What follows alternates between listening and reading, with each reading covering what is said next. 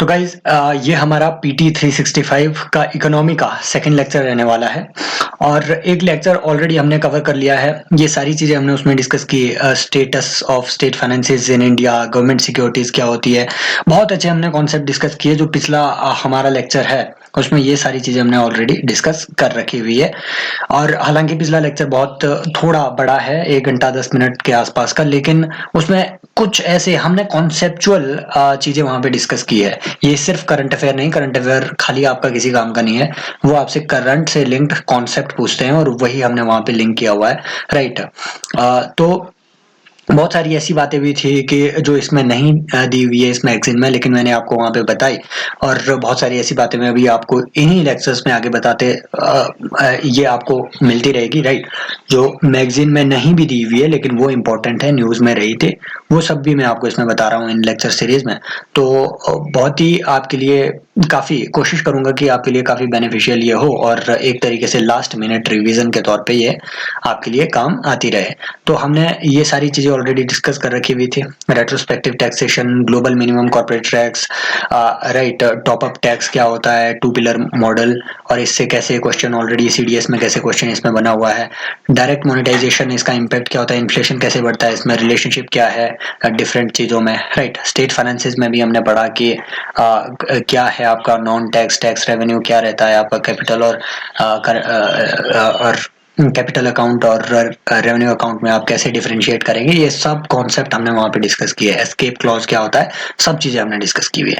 आज हम financial inclusion के बारे में देखेंगे, राइट। तो फाइनेंशियल इंक्लूजन, यहाँ से नीचे के टॉपिक्स हम इसमें आज कवर करने की कोशिश करेंगे, राइट। ये सब रेट्रोस्पेक्टिव टैक्सेशन वगैरह ये सब चीज़ें हमने ऑलरेडी वहाँ पे कवर कर रखी हुई है। तो let us now start of with the financial inclusion. ये मोस्ट इंपॉर्टेंट चीज़, हमने एक और चीज़ डिस्कस की, multi dimensional poverty index of India, जो कि नीति आयोग ने जारी किया है। यूएनडीपी और ऑक्सफोर्ड पॉवर्टी भी इस इंडेक्स को जारी करती हैं, आपको पता होगा। हमने पिछले लेक्चर में ये डिस्कस ऑलरेडी कर रखा हुआ है, ये मैं आपको बस एक बार रिकैप करवा रहा हूँ।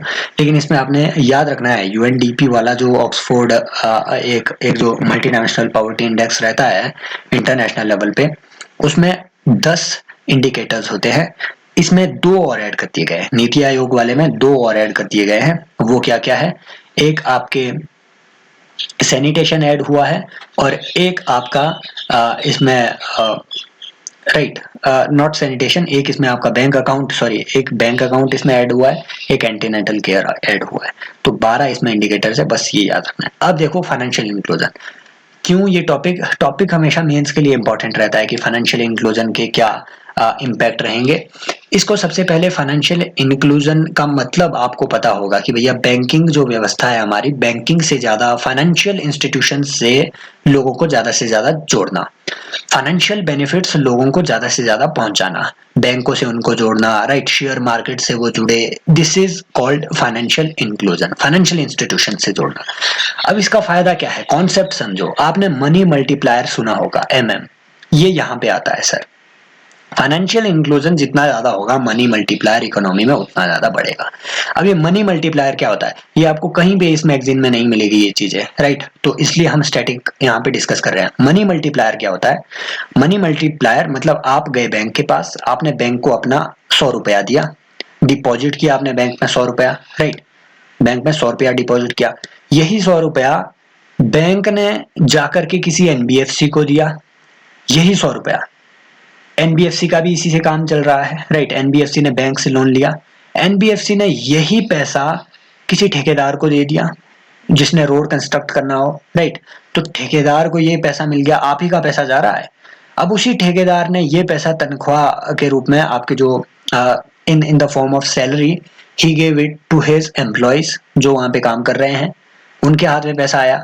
आप ही का वो पैसा एम्प्लॉयज ने लिया और मार्केट में वो गए, उन्होंने वहां पे दाल चीनी वगैरह परचेज की, मार्केट में डिमांड क्रिएट हुई आप ही के पैसे से। तो ये पैसा जितना घूम रहा है उतनी ज्यादा आपकी इकोनॉमी चल रही है, उतने ज्यादा आपके सेक्टर्स चल रहे हैं।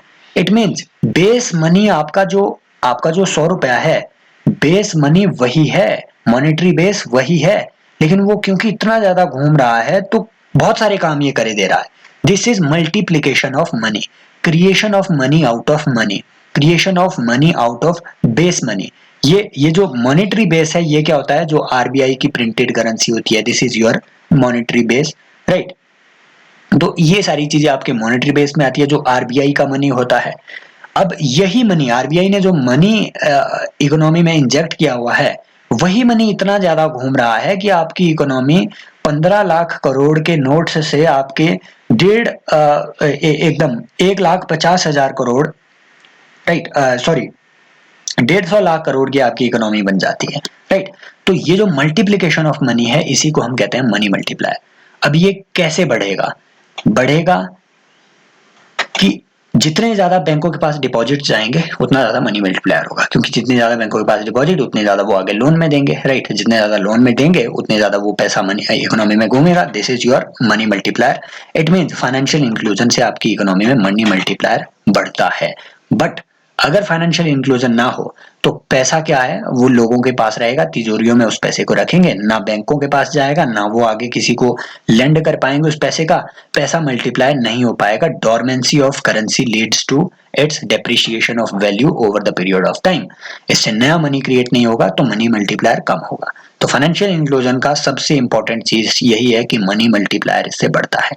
बस अब यहाँ पे इसमें करंट में देखो, करंट की बात यह है कि आरबीआई ने फाइनेंशियल इंक्लूजन इंडेक्स निकाला था 2019 में, ये इनका इंडेक्स निकला है, राइट। 2019 में इंडेक्स, इसके बारे में आपने याद रखना है कि इस इंडेक्स का कोई भी बेस ईयर नहीं है, कोई भी बेस ईयर नहीं है। This is an index without any base year, usually base year होता है, राइट। तो इसके जो 3 डायमेंशंस हैं, जो डायमेंशंस है वो है एक्सेस, यूजेज और क्वालिटी। एक्सेस, यूजेज और क्वालिटी। सबसे कम जो इसमें वेटेज दी हुई है वो क्वालिटी को दी गई है, राइट। क्वालिटी को दी गई है। Quality of what? Quality of basically assets, right. Quality of financial inclusion, right. तो सबसे कम जो इसमें वेटेज है वो आपकी क्वालिटी को दी गई है। सबसे ज्यादा जो इसमें वेटेज दी गई है वो आपकी यूजेज को दी गई है, कि लोग कितना यूज कर रहे हैं फाइनेंशियल इंस्ट्रूमेंट्स को, राइट। सबसे ज्यादा वेटेज यूजेज को, राइट। तो ये बिल्कुल 3 इसकी डायमेंशंस है, और 3 डायमेंशंस में आपके 97 इंडिकेटर्स आते हैं। बस इतना सा इसमें याद रखना है, बाकी इसमें कुछ भी उतना रट्टा मारने की जरूरत नहीं है। फाइनेंशियल इंक्लूजन के लिए आरबीआई और क्या क्या इस तरीके की स्ट्रेटेजीज ले रहे हैं, इंडेक्स का बस इतना ही याद रखना है। नंबर 1, आरबीआई क्या कर रही है कि national strategy for financial inclusion, इन्होंने 2019 से 24 तक के लिए एक स्ट्रेटजी लॉन्च की थी कि भैया कैसे हम फाइनेंशियल इंक्लूजन को बढ़ाएंगे। तो इस तरीके के इन्होंने कई सारे अपने स्टेप लिए हैं, राइट। और national strategy for financial education, right. तो ये भी एक स्ट्रेटजी आरबीआई ने लॉन्च की थी, राइट। तो एक इंस्टीट्यूट ऑफ फाइनेंशियल एजुकेशन है, ये आरबीआई के अंडर आता है। तो इन्होंने ये स्ट्रेटजी बनाई थी, national strategy for financial education. तो आपको याद रखना है कि इंडिया में around, according to this strategy paper, India में जो फाइनेंशियल एजुकेशन है वो अराउंड 25% लोगों को ही इंडिया में पता है कि फाइनेंशियल एजुकेशन क्या है, फाइनेंशियल चीजों के बारे में उन्हें पता है। They know how to manage their money, right. तो ये बातें आपने याद रखनी है। गवर्नमेंट क्या कर रही है? प्रधानमंत्री जीवन ज्योति बीमा योजना, राइट, कि 2 लाख की जो इंश्योरेंस है वो इसके अंडर दी जा रही है लोगों को। प्रधानमंत्री सुरक्षा बीमा योजना, 2 लाख की एक्सीडेंटल इंश्योरेंस इसमें प्रधानमंत्री सुरक्षा बीमा योजना में दी जा रही है, वो भी 12 रुपए पर ईयर के प्रीमियम में, राइट। और 18 से 70 ईयर्स के लोगों के लिए ये आपके लिए यहाँ पे योजना चालू है। अटल पेंशन योजना, याद रखना, अटल पेंशन योजना का जो एंट्री एज है ये 18 से 40 साल है, राइट। एंट्री एज 18 से 40 साल है। क्यों? क्योंकि 60 साल जो है, 60 साल इसकी अपर लिमिट है, कि 60 साल के बाद आपको इसमें मिनिमम 1000 रुपीज आपको इसमें पेंशन मिलती रहेगी। मिनिमम 1000 रुपीज इसमें पेंशन आपको मिलेगी, और वो डिपेंड करेगा कि आपने कितना प्रीमियम इसमें दिया हुआ है पेंशन में, पेंशन स्कीम में। तो एंट्री एज 18 से 40 साल, मिनिमम 20 साल की आपको इसमें कंट्रीब्यूशन करनी पड़ेगी। जितना कंट्रीब्यूशन पेंशन का जो सब्सक्राइबर करेगा उतना ही गवर्नमेंट भी करेगी, सेंट्रल गवर्नमेंट भी उतना ही इसमें कंट्रीब्यूशन, इक्वल कंट्रीब्यूशन रहता है। बस ये बातें आपने अटल पेंशन योजना के बारे में याद रखनी है। फिर प्रधानमंत्री जन धन योजना, फ्री बैंक अकाउंट्स। और इन प्रधानमंत्री जनधन योजना के बैंक अकाउंट्स में आपको याद रखना है कि इसमें आपको 10,000 रुपीज का ओवरड्राफ्ट मिलता है। मतलब अगर आपका बैंक अकाउंट खाली भी हो तब भी आप 10,000 निकाल सकते हो। This is your overdraft facility that is available with this. और आपने इन अकाउंट्स के बारे में याद रखना है कि इसमें आपको इंश्योरेंस कवरेज भी मिलती है, राइट। 1.5 लाख या 2 लाख, राइट, ये है इसमें। This much is the insurance coverage given to Pradhan Mantri Jan Dhan योजना सब्सक्राइबर्स। डू कंफर्म इट कि ये स्टैटिस्टिक्स मैंने सही बताए हैं, लेकिन ये बात सही है कि इसमें इंश्योरेंस कवरेज भी आपको मिलती है, राइट। नेक्स्ट आता है कि प्रधानमंत्री जनधन योजना की परफॉर्मेंस लास्ट 7 ईयर में क्या रही है। ये भी जरूरी है क्योंकि अब पूछा जा सकता है इससे क्वेश्चन, मेंस में भी नहीं बना है, लेकिन ये मेंस के लिए जरूरी है परफॉर्मेंस को आपको देखना, तो प्रीलिम्स के नजरिए से तो उतना जरूरी नहीं है। 6 पिलर्स क्या है, देखो यही बात मैंने आपको बताया कि माइक्रो इंश्योरेंस आपको मिलती है प्रधानमंत्री जनधन योजना अकाउंट्स में, राइट। और pension scheme for unorganised sector, ये भी इसमें जुड़ी हुई है। और यूनिवर्सल एक्सेस, बिल्कुल। और डेबिट कार्ड आपको इसमें फ्री में मिलता है, ओवरड्राफ्ट फैसिलिटी 10,000 की मिलती है। So this is all about प्रधानमंत्री जनधन योजना। इतनी ही बातें इसके बारे में आपने जाननी है। बाकी कुछ की कॉन्सेप्ट्स हैं जो इकोनॉमी में आप बार बार पढ़ते रहते हैं, राइट। इनका आपको पता होना चाहिए कि क्या ये चीजें हैं। पहला है डेट टू जीडीपी रेशो। देखो जब भी हम डेट टू जीडीपी कैलकुलेट कर रहे हैं तो हम पब्लिक डेट की ही बात कर रहे हैं, समझ रहे हो बात को। पब्लिक डेट मतलब वो सरकारी डेट जो स्टेट गवर्नमेंट या सेंट्रल गवर्नमेंट ने लिया है, दोनों का कलेक्टिवली। पब्लिक डेट सरकारी ऋण, सरकारी कर्जा। और वो भी कौन सा कर्जा, जो स्टेट गवर्नमेंट और सेंट्रल गवर्नमेंट ने लिया है। किस पे, किस चीज पे, जो कंसोलिडेटेड फंड ऑफ स्टेट है और जो कंसोलिडेटेड फंड ऑफ इंडिया है, उसकी गारंटी पे जो डेट लिया गया है, उसको कोलेट्रल मान के जो डेट लिया जाता है, जो सिक्योरिटीज इशू की जाती है, उन्हीं सिक्योरिटीज को इसमें डाला जाता है, पब्लिक डेट की कैलकुलेशन में डाला जाता है। Got it. तो इसमें वो डेट नहीं आता है जो सरकारी कंपनियां लेती है, राइट। एक तरीके से जो इनडायरेक्ट बजट फाइनेंसिंग की जाती है, इनडायरेक्ट तरीके से सरकारी कंपनियों के थ्रू भी सरकार कर्जा लेती है, वो इसमें कैलकुलेट नहीं होता है। इसमें सिर्फ वो डेट कैलकुलेट होता है पब्लिक डेट में जो कंसोलिडेटेड फंड ऑफ इंडिया या कंसोलिडेटेड फंड ऑफ स्टेट के अगेंस्ट लिया जाता है, राइट। उनके कोलेटरल के अगेंस्ट लिया जाता है। तो पब्लिक डेट को, पूरा पब्लिक डेट जो इंडिया का आज के दौर में है, उसको पहले कैलकुलेट करो और उसकी रेशो इंडिया की टोटल जीडीपी से निकाल लो। That would be your debt to GDP ratio. ये आज के दौर में सेंट्रल गवर्नमेंट के लिए लगभग 40% है। और नो, एफआरबीएम एक्ट कहता है कि इस डेट टू जीडीपी रेशो को सेंट्रल गवर्नमेंट ने अपने डेट को इतना कम लाना है कि ये जीडीपी का सिर्फ 40% रहे, और स्टेट गवर्नमेंट ने 20% के लेवल तक लाना है। लेकिन ये आज के दौर में क्योंकि कोविड भी आ गया तो स्टेट गवर्नमेंट का 30% से ऊपर है, और सेंट्रल गवर्नमेंट का आज के दौर में ये 69% से ऊपर जा चुका है, राइट। सॉरी 59% से ये ऊपर जा चुका है। तो कलेक्टिवली 89% लगभग इंडिया का डेट टू जीडीपी रेशो है आज के दौर में, ये इतना ज्यादा बढ़ गया है। अब फिस्कल डेफिसिट क्या होता है। फिस्कल डेफिसिट सिंपली सरकार के बजट में जो भी डेफिसिट होता है, that is your fiscal deficit of that year. Got it. मतलब सरकार के कुछ रिसीट होते हैं, सरकार ने मान लो उनकी रेवेन्यू रिसीट और capital receipt, non debt creating capital receipt. Again जो कैपिटल रिसीट होती है, मैंने पिछले लेक्चर में बताया, ये दो तरीके की होती है। एक वो कैपिटल रिसीट, जैसे आपने कोई कंपनी बेची, उसके शेयर बेचे, उसका जो मनी आएगा वो सरकार की कैपिटल रिसीट होती है, राइट। कैपिटल रिसीट होती है क्योंकि ये देखो वन टाइम हो रहा है, रेकरिंग नहीं है। मैंने आपको बताया रेवेन्यू रिसीट जो है वो रेकरिंग रिसीट्स होती है, या रेवेन्यू एक्सपेंडिचर रेकरिंग एक्सपेंडिचर होता है। लेकिन कैपिटल रिसीट जो है वो वन टाइम रिसीट होती है। उसमें जो एसेट या लायबिलिटी की पोजीशन है उसको चेंज किया जाता है। जो रिसीट्स सरकार के एसेट या लायबिलिटी के पोजीशन को चेंज करे, that is your capital receipt. Got it. अब मान लो किसी कंपनी के शेयर्स को सरकार ने बेचा, that is the capital receipt. क्यों? क्योंकि कंपनी की जो पहले एसेट था, वो कंपनी सरकार का पहले एसेट हुआ करती थी, अब वो एसेट उन्होंने बेच दिया तो सरकारी एसेट की वैल्यू कम हो गई, राइट। सो जहां पर भी एसेट की पोजीशन चेंज हो रही हो, that is capital receipt. Got it. तो जो कंपनी बेच के सरकार को इस तरीके से रिसीट मिलती है, that is non debt creating capital receipt. एक होती है डेट क्रिएटिंग कैपिटल रिसीट, जैसे सरकार ने अगर कर्जा ले लिया, that is also capital receipt. तो जब हम फिस्कल डेफिसिट कैलकुलेट कर रहे हैं तो सरकार का जो भी रेवेन्यू रिसीट होगी और जो भी non debt creating capital receipt होगी, इन दोनों को एक तरफ जोड़ दो और सरकार का जो टोटल बजट का एक्सपेंडिचर है, capital as well as revenue, उसको एक तरफ रखो। इन दोनों के बीच का जो डिफरेंस होगा, that would be your fiscal deficit. Got it.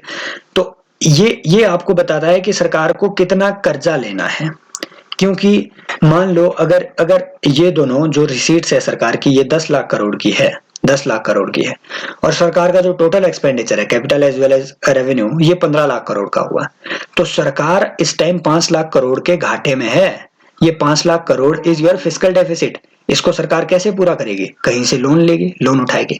So fiscal deficit tells us कि सरकार को उस साल में कितना लोन लेना है, right. Total expenditure of government minus total income of government, revenue receipt, recovery from loan and other receipts. This is your fiscal deficit. Got it? तो फिस्कल डेफिसिट जितना ज्यादा होगा, अब इसको कॉन्सेप्ट से भी जोड़ो जरा, कि फिस्कल डेफिसिट जितना ज्यादा गवर्नमेंट का होगा, इसका मतलब है सरकार उतना ज्यादा लोन कहीं से ले रही है। इसका मतलब है सरकार उतना ज्यादा पैसा लोन लेकर के मनी, उतना ज्यादा नया मनी इकोनॉमी में इंजेक्ट कर रही है, राइट। सरकार जाएगी किसी भी इंस्टीट्यूशन के पास, मान लो वर्ल्ड बैंक से कुछ लोन उठा लिया, कुछ आईएमएफ से उठा लिया, इंडिया उठाता नहीं है लेकिन मान लो आईएमएफ से भी उठा लिया, तो वहां से कुछ लोन सरकार ने लाया और वो इंडिया की इकोनॉमी में इंजेक्ट कर दिया। इसका मतलब जितना नया मनी इकोनॉमी में इंजेक्ट हो रहा है, तो मनी की वैल्यू तो कम होगी। जितना मनी न्यू इंजेक्ट होगा उतनी वैल्यू कम होगी। जितना आपको खाना ज्यादा देंगे उतनी आपकी नजर में खाने की वैल्यू कम हो जाएगी। आप बोलेंगे यार बहुत खाना पड़ा हुआ है, तो जिसकी अवेलेबिलिटी जितनी ज्यादा उसकी उतनी वैल्यू कम, और मनी की वैल्यू अगर कम होगी तो चीजों की वैल्यू मनी के कंपैरिजन में बढ़ जाएगी। इसी को तो हम इन्फ्लेशन कहते हैं। सो फिस्कल डेफिसिट जितना ज्यादा होगा, इन्फ्लेशन उतना ज्यादा बढ़ेगा। Got it. बाकी इसमें कुछ भी उतना याद रखने की जरूरत नहीं है। फिर आता है स्ट्रेटेजिक नॉन स्ट्रेटेजिक सेक्टर। इसका बाइफर्केशन हुआ है रिसेंटली। क्या हुआ है कि सरकार ने एक पॉलिसी लाई, डिसइन्वेस्टमेंट पॉलिसी।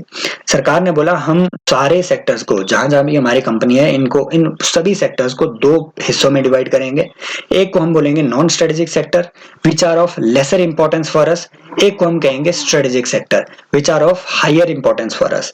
स्ट्रेटेजिक सेक्टर कैसे हुए? जैसे बैंकिंग हो गया, इंश्योरेंस हो गया, फाइनेंशियल सर्विसेज हो गया, पावर हो गया, पेट्रोलियम हो गया, न्यूक्लियर एनर्जी हो गया, स्पेस हो गया, डिफेंस हो गया, ट्रांसपोर्टेशन हो गया, टेलीकम्युनिकेशन हो गया। ये सेक्टर्स सरकार ने बोला कि ये रहेंगे हमारे स्ट्रेटेजिक सेक्टर।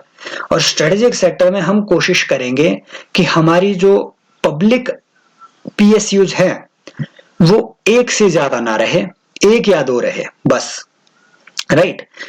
पॉलिसी कहती है कि इसमें हम कोशिश करेंगे कि हम केवल एक ही अपनी पब्लिक सेक्टर अंडरटेकिंग इन स्ट्रेटेजिक सेक्टर में रखें, एक तो रखनी ही रखनी है, राइट। अदरवाइज बहुत सारी कंपनी है, जैसे इंडियन ऑयल हो गया, राइट, एक दो और ऑयल की कंपनी होगी, तो बहुत सारी कंपनीज है आज के दौर में एक ही सेक्टर में। सरकार कहती है हम इन बाकी सबको डिसइन्वेस्ट करेंगे, सिर्फ एक कंपनी रखेंगे एक स्ट्रेटेजिक सेक्टर में।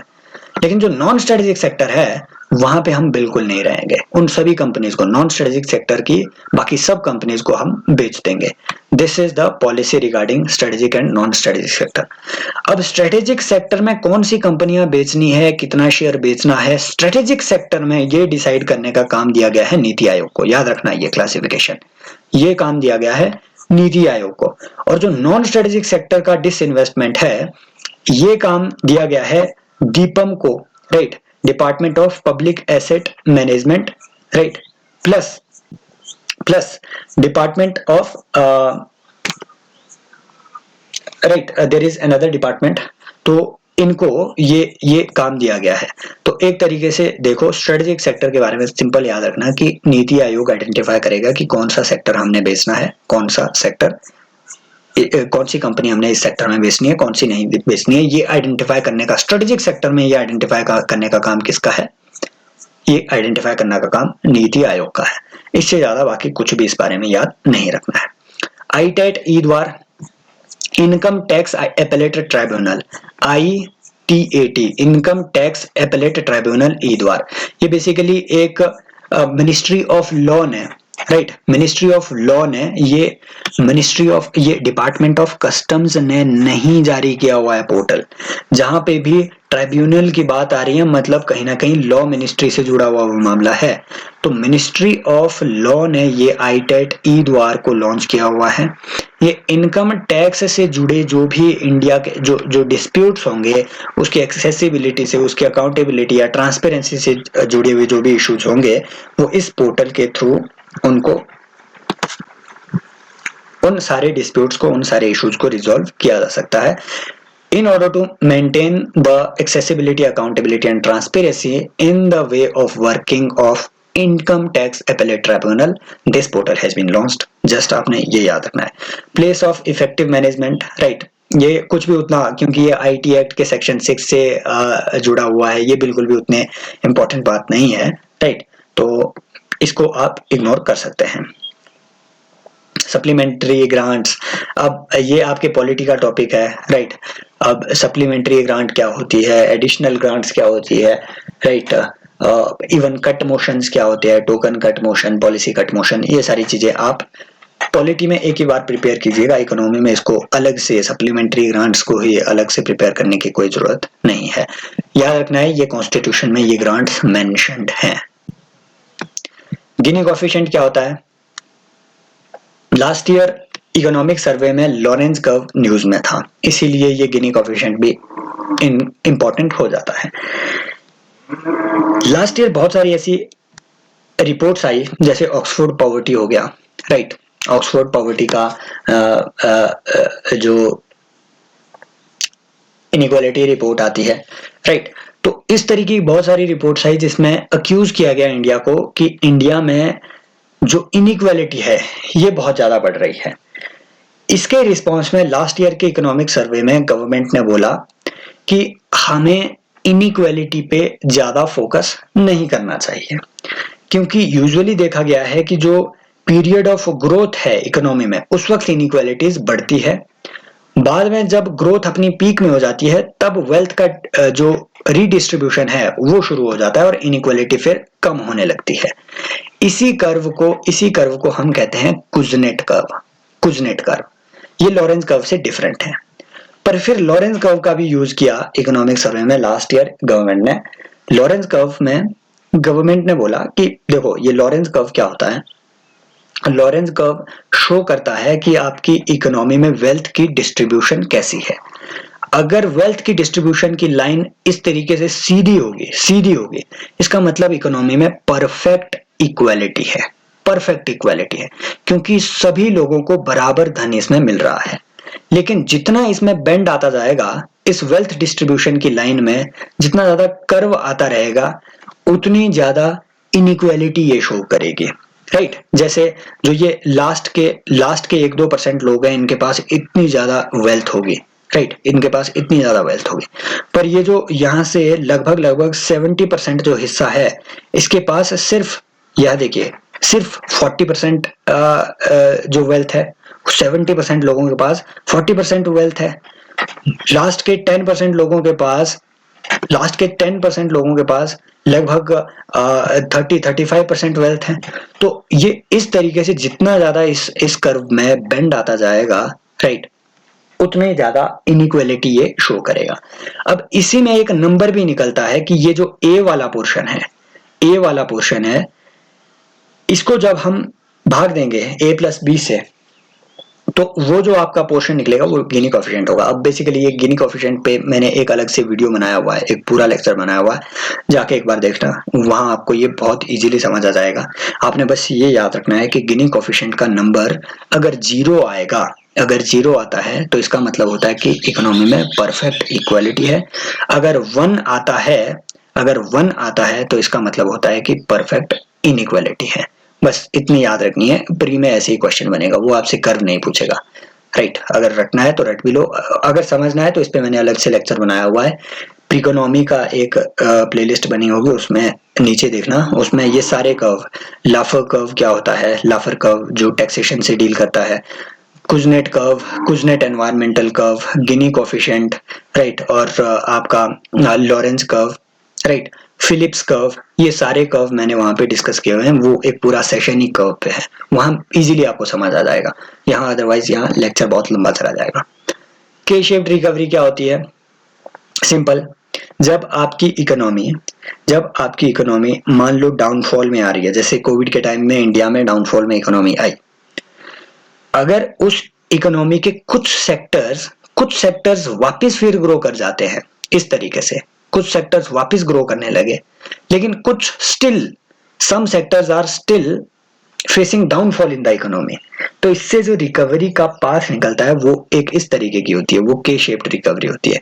ये एक तरीके का ये के जैसा इसमें शेप बन जाती है। कुछ सेक्टर्स ग्रो कर रहे हैं, कुछ स्टिल डाउनफॉल में जा रहे हैं, इस वजह से के शेप्ड एक रिकवरी आपको देखने को मिलती है। इस रिकवरी से इनइक्वालिटी बढ़ती है, क्योंकि जो सेक्टर ग्रो कर रहे हैं वहां पे जो काम कर रहे हैं लोग, उनको तो प्रॉफिट मिल रहा है, उनको सैलरी वगैरह सब मिल रही होगी, लेकिन still there are certain sectors, जैसे कंस्ट्रक्शन सेक्टर हो गया जिसमें मजदूर ज्यादा काम कर रहे हैं, राइट, इस तरीके के जो सेक्टर्स हैं, हॉस्पिटैलिटी, टूरिज्म वगैरह, ये still they are facing downfall in the economy. तो यहाँ पे जो काम करने वाले लोग हैं इनकी इनकम हैम्पर हुई। आईटी सेक्टर में काम कर रहे लोगों को इनकी इनकम बढ़ती गई, इनका वेल्थ एक्युमुलेशन बढ़ता गया। दूसरी ओर मजदूरों की इनकम घटती गई। इससे इनइक्वालिटी आपकी इकोनॉमी में देखने को मिलती है। K shape recovery is not a very good for economy as a whole. एक होती है वी शेप रिकवरी कि भैया इकोनॉमी ने डाउनफॉल फेस किया, फिर एक कदम से रैपिड इंक्रीज भी हो गया इकोनॉमी में, राइट, रैपिड रिकवरी हुई, that is V shape recovery. एक होती है यू शेप रिकवरी कि भैया इकोनॉमी ने डाउनफॉल फेस किया, फिर धीरे धीरे रिकवरी हो रही है, रैपिड नहीं, धीरे धीरे रिकवरी हो रही है, एक यू जैसा शेप इसमें बन जाता है, that is your U shape recovery. एक होता है आपका जेड शेप रिकवरी, जी शेप रिकवरी, एक जिग जैग जैसा पैटर्न बन जाता है कि इकोनॉमी ने एक इस तरीके से, ऐसे नहीं बिल्कुल ऐसा, तो इकोनॉमी ने पहले धीरे से एक डाउनफॉल फेस किया, फिर सीधा डाउनफॉल, फिर रिकवरी, फिर मतलब एक जिग जैग जैसी शेप का जब इस तरीके से बन जाए तो that is your G shape recovery, right. तो ये बातें आपने इसमें याद रखनी है। ये आपका वी शेप रिकवरी हो गया, ये यू शेप रिकवरी हो गया, ये आपका जी शेप रिकवरी है, इस तरीके से, right, downfall, growth, downfall, this is your G shape recovery. तो बाकी इसमें ऐसा कुछ भी ज्यादा खास याद रखने लायक नहीं है। अब आता है privatisation of public sector bank. Finance secretary ने रिसेंटली क्या कहा कि we will eventually privatise most of the public sector banks and keep its presence to bare minimum. ये वही चीज है, बैंकिंग को स्ट्रेटेजिक सेक्टर में इंक्लूड किया गया है इंडिया में, यस, और स्ट्रेटेजिक सेक्टर में गवर्नमेंट की पॉलिसी है कि हम सिर्फ एक पब्लिक सेक्टर अंडरटेकिंग वहां पे रखेंगे। ऐसे बहुत सारे प्राइवेट पब्लिक बैंक है आज के दौर में, 12 से ज्यादा पब्लिक बैंक है इंडिया में। सरकार कह रही है कि हम इवेंचुअली इन सभी बैंकों को प्राइवेटाइज कर देंगे कभी ना कभी, राइट, बाय द टाइम। तो ये बस एक स्टेटमेंट थी इसमें। अब बेनिफिट बताया हुआ है कि पब्लिक सेक्टर बैंक के प्राइवेटाइजेशन के क्या बेनिफिट है। बिल्कुल, ह्यूमन रिसोर्स मैनेजमेंट आपको पता है, जो प्राइवेट कंपनी है इनका मैनेजमेंट बहुत अच्छा होता है, राइट, ह्यूमन रिसोर्स को बहुत अच्छे से ये मैनेज करेंगे, फुल पोटेंशियल का यूज करेंगे, कॉम्पिटिटिवनेस बढ़ाएंगे, एसबीआई की तरह, मतलब सुबह 10 बजे ये लंच करने नहीं बैठ जाएंगे, इनोवेशन एंड एक्सपर्टीज ये लाएंगे, एसेट की क्वालिटी इंक्रीज होगी क्योंकि एफिशिएंसी काफी बेटर होती है।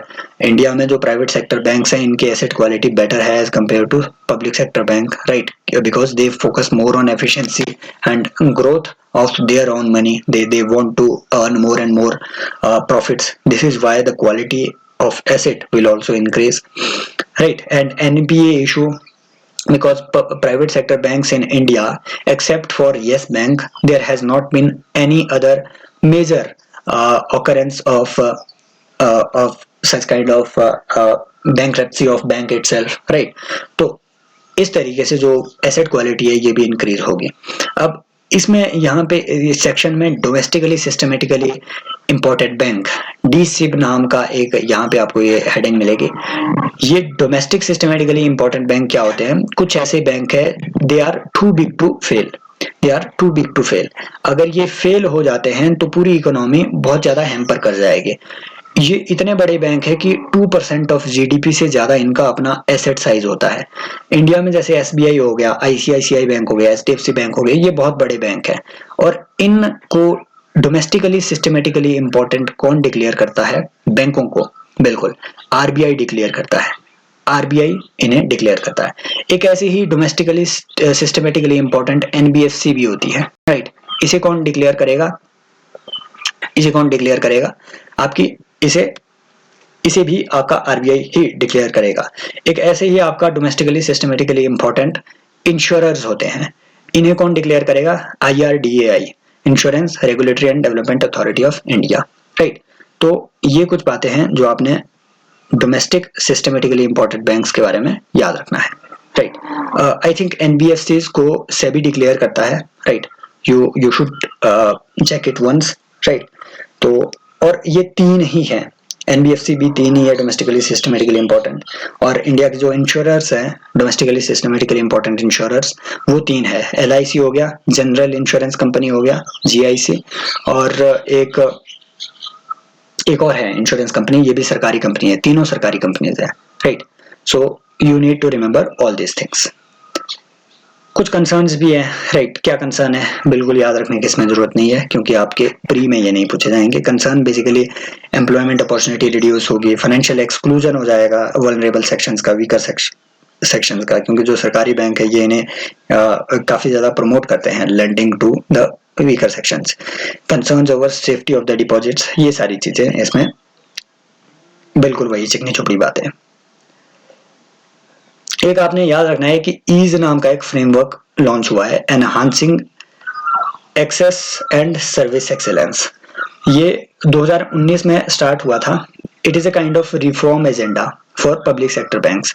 तो ईज फ्रेमवर्क कहीं पे भी याद आए तो ये एक तरीके से आरबीआई का इनिशिएटिव है पब्लिक सेक्टर बैंक्स के लिए कि आप अपने जो एसेट क्वालिटी है इसको बेटर कैसे करें बेसिकली, और अपने सर्विसेज को कंज्यूमर सेक्टर सेंट्रिक कैसे बनाएं, डिजिटल ट्रांसफॉर्मेशन बैंकिंग में कैसे लाएं। इन सब चीज़ों के लिए ईज 1.0, 2.0, 3.0, 4.0 ये इस तरीके से एक फ्रेमवर्क लाया गया है। अगर ईज अपीयर हो तो याद रखना ये बैंकिंग से रिलेटेड है, राइट। और क्या किया है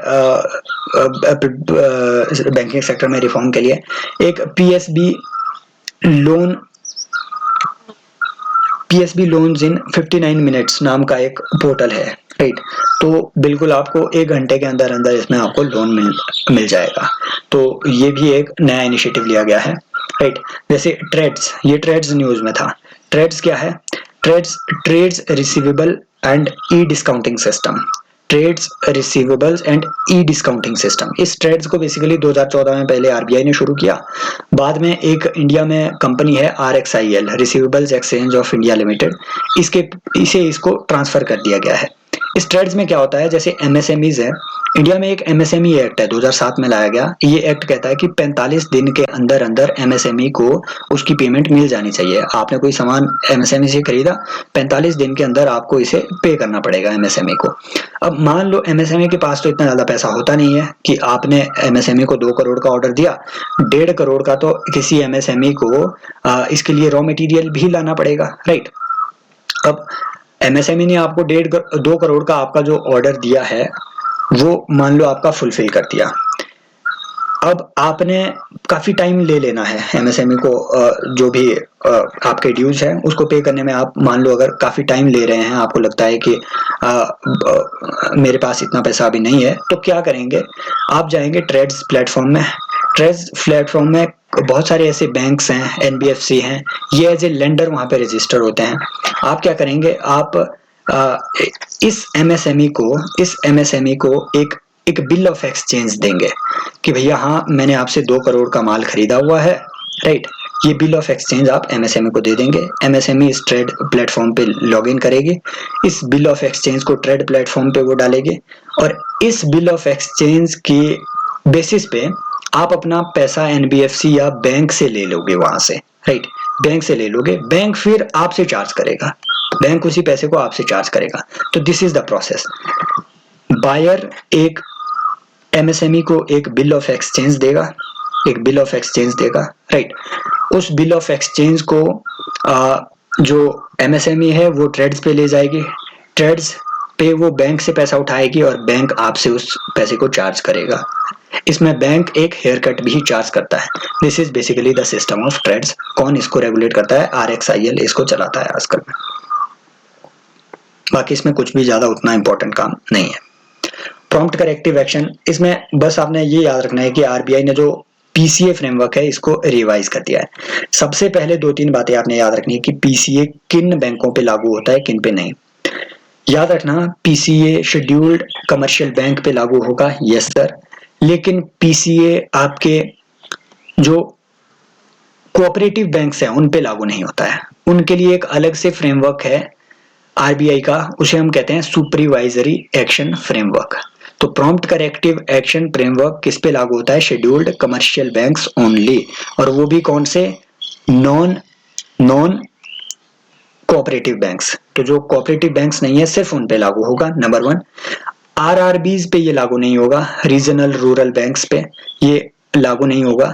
आरआरबीज जो कि आरआरबी एक्ट के तहत इंस्टीट्यूट किए जाते हैं, जिसकी जो ऑनरशिप है वो 50% आपकी सेंट्रल गवर्नमेंट के पास रहती है, 15% प्रोमोटर बैंक के पास रहती है और 35% स्टेट गवर्नमेंट के पास रहती है। इस ऑनरशिप को एक बार फ्रेमवर्क को देख लेना, ध्यान से कंफर्म कर लेना, यहाँ पे क्वेश्चन अच्छा बनता है। आरआरबी पे भी ये लागू नहीं होता और आपके पेमेंट्स बैंक्स पे भी ये पीसीए फ्रेमवर्क लागू नहीं होता। अब ये पीसीए फ्रेमवर्क को, ये क्या होता है बेसिकली, जब भी आपका बैंक फेल करता है, जब भी बैंक फेल कर जाए आपका, तो आरबीआई के द्वारा कुछ ऐसे एक्शंस लिए जा सकते हैं, जैसे बैंक के इवन मैनेजमेंट तक में चेंज कर देना, या बैंक में कुछ लिमिटेशंस लगा लेना कि आप डिविडेंड शेयर नहीं कर सकते अपना किसी भी ओनर को, या बैंक में कुछ ऐसी रिस्ट्रिक्शन लगा लेना कि आप अगले 6 महीने तक कोई नया लोन इशू नहीं कर सकते हैं क्योंकि आपकी एसेट की क्वालिटी बहुत खराब हो गई है। तो जब बैंक फेल होने के कगार पे है, जब आरबीआई के जो स्कैनर्स हैं वो बैंक को ऐसे स्कैन कर लेंगे कि हाँ ये फेल होने वाला है, उससे पहले कुछ प्रॉम्प्ट एक्शन आरबीआई लेता है, that is prompt corrective action framework. अब ये कब लागू होगा ये फ्रेमवर्क, ऐसा प्रॉम्प्ट एक्शन आरबीआई कब लेगा? इसके लिए 4 पैरामीटर हुआ करते थे पहले, राइट। इसके लिए पहले 4 पैरामीटर हुआ करते थे कि ये अलर्टनेस आरबीआई कब शो करेगा। इसके लिए पहले होते थे 4 पैरामीटर्स। रिसेंटली इन 4 पैरामीटर से रिटर्न ऑन एसेट को निकाल दिया गया है। पहले होते थे कैपिटल क्वालिटी, कैपिटल और एसेट क्वालिटी, राइट। एक लेवरेज होता था, राइट। और इस तरीके से पहले इसमें 4 पैरामीटर होते थे, right, to be monitored under revised framework with 3 risk thresholds. Asset quality, capital quality and leverage ratio, ये आज के दौर में है इस फ्रेमवर्क का हिस्सा। लेकिन रिटर्न ऑन एसेट, कि भैया आपके एसेट में कितने रिटर्न्स आप ले पा रहे हो, ये भी एक पैरामीटर होता था कि जब रिटर्न्स बैंक के कम होने लगे तो उस वक्त भी आरबीआई उस वक्त इस तरीके से एक्शन ले लेता था। लेकिन अब इस पैरामीटर को हटा दिया गया है, बस ये बात याद रखनी है। अब सिर्फ 3 पैरामीटर है, capital adequacy ratio, asset quality और लेवरेज रेशो। ये लेवरेज रेशो क्या होता है? Leverage ratio is basically bank की अपनी कैपिटल कितनी है, राइट, बैंक के अपने डिपॉजिट कितने हैं और उसके अगेंस्ट बैंक कितना लोन दे रहा है। फॉर एग्जांपल अगर डिपॉजिट 100 रुपीज हैं किसी बैंक के पास टोटल जो डिपॉजिट्स है वो 100 रुपीज है और वो लोन दे रहा है 150 रुपीज का, राइट। तो इसकी जो लेवरेज रेशो है ये आपकी आएगी 1.5, ठीक है। तो 150% ये ज्यादा दे रहा है, राइट। 50% ज्यादा ये लोन दे रहा है, अपनी कैपेबिलिटी से 50% ज्यादा ये लोन दे रहा है, क्योंकि ये 50 रुपीज इसके पास है ही नहीं बेसिकली। तो लेवरेज रेशो जितनी कम होगी बैंक की एसेट की क्वालिटी उतनी बेटर मानी जाएगी, उतनी स्टेबिलिटी बैंक में मानी जाएगी। एसेट क्वालिटी बेसिकली वही कि कितना कम आपका एनपी है। कैपिटल एडिक्वेसी रेशो आपको पता है कि इसके कैपिटल एडिक्वेसी रेशो भी, मतलब इसको आप 2 हिस्सों में बांट सकते हैं। एक टर्म होती है CRAR, capital to risk weighted asset, CRAR। CRAR के ही 2 पार्ट्स होते हैं। एक होता है कैपिटल एडिक्वेसी रेशो जो कि इंडिया में 9% के आसपास है, राइट, 9% कैपिटल एडिक्वेसी रेशो। एक होता है कैपिटल कंजर्वेशन बफर, CCB, ये होता है आपका 2.5% कैपिटल कंजर्वेशन बफर। तो CRAR के 2 पार्ट हैं, एक कैपिटल एडिक्वेसी रेशो, एक कैपिटल कंजर्वेशन बफर, और ये बासेल 3 नॉर्म्स के अंडर ये जरूरी एक मैंडेट रखा गया है कि आपको इतना CRAR रखना होगा। बस ये बात आपने याद रखनी है, बाकी सारी चीजें इसमें कवर हो चुकी हैं। It will cover all deposit taking NBFCs, बिल्कुल सब बैंकों पे, राइट, और इन सब पे ये लागू होगा। लेकिन आपका जो RRB है, राइट, आपके जो पेमेंट बैंक है, इन पे ये लागू नहीं होगा, ना आपके जो कोऑपरेटिव बैंक्स हैं इन पे भी ये प्रॉम्प्ट करेक्टिव एक्शन लागू नहीं होता है। तो यहाँ रिस्क थ्रेशोल्ड बताया हुआ है कि अगर थ्रेशोल्ड 1 में कोई बैंक RBI आइडेंटिफाई करे कि हाँ इतना रिस्क है इस बैंक में, तो हम क्या क्या एक्शन लेंगे, थ्रेशोल्ड 2 में, थ्रेशोल्ड 3 में, ये बिल्कुल भी जरूरी नहीं है, याद रखना, इनको रटना नहीं है। अब NBFC के रेगुलेशन भी RBI ने चेंज करी थी रिसेंटली। NBFC को RBI ने एक 4 टियर स्ट्रक्चर बना दिया था। इसमें एक बेस लेयर बनाई गई NBFC की, जिसमें 1000 करोड़ से मतलब जिन NBFCs का जो नेट ऑन्ड फंड्स हैं वो 1000 करोड़ से कम है, वो बेस लेयर में आने थे। उसके बाद एक मिडल लेयर आनी थी, एक अपर लेयर आनी थी, एक टॉप लेयर आनी थी। टॉप लेयर में आज के दौर में कोई भी NBFC नहीं है। Most of the NBFCs India में ये बेस लेयर और मिडल लेयर में फॉल करती है, और जैसे जैसे ये लेयर्स इंक्रीज हो रही है उतने ज्यादा RBI का रेगुलेशन इन पे बढ़ रहा है। बस ये बातें आपने याद रखनी है। NBFC के रिसेंट जो अभी एक नया जो फ्रेमवर्क, रेगुलेटरी फ्रेमवर्क NBFC के लिए लाया गया है। अब NBFC और बैंक के बीच डिफरेंस क्या है? Basically NBFCs demand deposit accept नहीं कर सकते हैं। क्या वो टाइम डिपॉजिट एक्सेप्ट करते हैं? Yes, time deposits they can accept, not demand deposits, and they are not a part of payment and settlement system, and they can not issue cheque etcetera. And DICGC की जो insurance होती है, right, deposit insurance and credit guarantee corporation की जो 5 lakh rupees तक वाली insurance होती है किसी भी डिपॉजिट पे, वो फैसिलिटी NBFC को अवेलेबल नहीं होती है। This is the main difference between NBFC and the banks. Regulation क्या है? NBFC को बहुत सारी इंस्टीट्यूशंस रेगुलेट करती है। RBI जो डिपॉजिट टेकिंग NBFCs होती है उन्हें RBI रेगुलेट करता है। कुछ NBFCs को SEBI रेगुलेट करता है, राइट। SEBI ही domestically important system domestic systemically important NBFCs को SEBI डिक्लेयर करता है।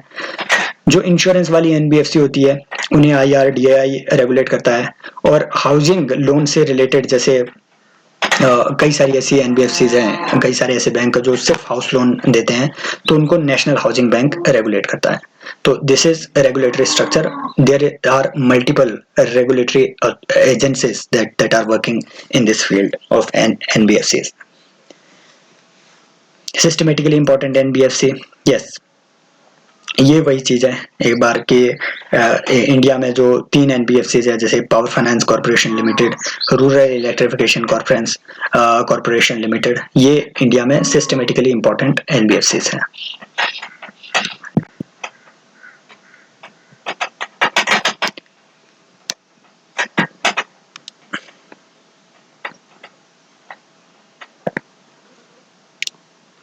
बाकी ये वही लेयर वाइज जो क्लासिफिकेशन है RBI की, कि बेस लेयर में कौन सी NBFC रहेगी जिनका 1000 करोड़ से कम का जो नेट ऑन फंड है, फिर मिडिल लेयर में, फिर अपर लेयर में, फिर टॉप लेयर में। यहाँ कोई भी NBFC इंडिया की आज के दौर में फॉल नहीं करती है टॉप लेयर में। Most of the NBFCs they fall either in the base layer और in the middle layer, right. तो ये बातें आपने इसके बारे में याद रखनी है। अब इसका रेगुलेटरी स्ट्रक्चर क्या होगा, बेस लेयर पे क्या रेगुलेशन होगी, ये इतनी चीजें याद रखने की जरूरत नहीं है, करंट अफेयर से इतना डीप नहीं पूछते हैं कोई भी, राइट। पेमेंट्स बैंक, RBI ने रिसेंटली जो पेटीएम पेमेंट बैंक है इसे शेड्यूल्ड कमर्शियल बैंक का स्टेटस दे दिया है। अब ये शेड्यूल्ड कमर्शियल बैंक क्या होते हैं? वो बैंक जो RBI एक्ट के सेकंड शेड्यूल में मेंशन्ड होते हैं, सेकंड शेड्यूल में मेंशन्ड होते हैं, उन्हें हम कहते हैं शेड्यूल्ड कमर्शियल बैंक। अब अगर किसी को ये स्टेटस मिल जाए तो उसके कुछ फायदे भी होंगे, उसके कुछ फायदे भी होंगे, yes. There are certain benefits that are specifically enjoyed by scheduled commercial banks. ये क्या बेनिफिट्स होते हैं? ये बेसिकली RBI इन्हें कुछ ऐसी फैसिलिटीज देता है, जैसे ये RBI से डायरेक्टली लोन ले सकते हैं, ये आरबीआई के कोर बैंकिंग सॉल्यूशंस का पार्ट बन जाते हैं, एक तरीके से प्राइमरी डीलर बन जाते हैं। प्राइमरी मार्केट में ये गवर्नमेंट सिक्योरिटी में इन्वेस्ट कर सकते हैं। अदरवाइज अगर आप शेड्यूल्ड बैंक नहीं है तो आपको पहले किसी नॉर्मल बैंक को किसी शेड्यूल्ड बैंक से पहले कांटेक्ट करना पड़ेगा, शेड्यूल्ड बैंक के थ्रू उसे किसी भी गवर्नमेंट सिक्योरिटी को एक्सेस करना पड़ेगा, राइट। तो ये कुछ बेनिफिट्स हैं जो शेड्यूल्ड बैंक को दिए जाते हैं आरबीआई के द्वारा। आरबीआई से डायरेक्टली लोन लेना, पेमेंट एंड सेटलमेंट सिस्टम का डायरेक्टली हिस्सा बनना, राइट। चेक ट्रांजेक्शन सिस्टम का इसे पार्ट बनाया जाता है शेड्यूल्ड कमर्शियल बैंक्स को, राइट। और प्राइमरी ऑक्शंस में ये हिस्सा ले सकते हैं। फिक्स्ड रेट, रेपो रेट, मतलब जो रेपो ऑपरेशंस हैं इसमें ये पार्ट ले सकते हैं, right.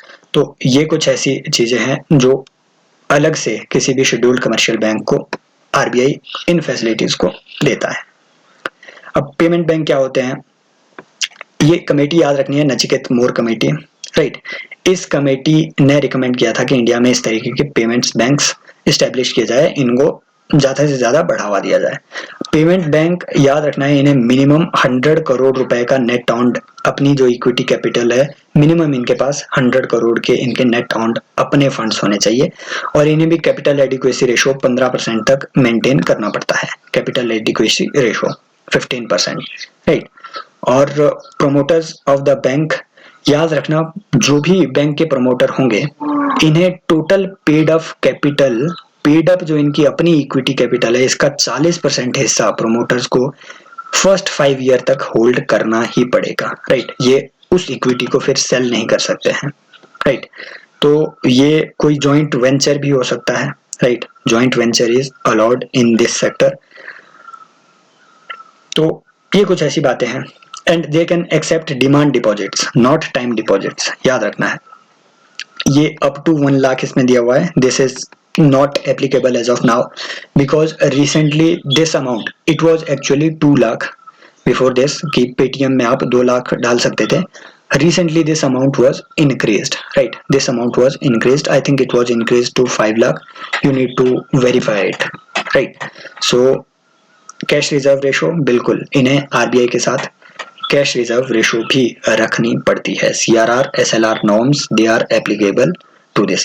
Basically they will ask you a question कि scheduled status cannot be granted to payment bank, so this won't be a right statement. So I hope this discussion is beneficial for you, fruitful for you all, and we will keep doing this exercise. So thank you so much. Subscribe to the channel, Telegram channel, the link is given in the description. So अगले lecture में मिलते हैं। Take care, bye bye.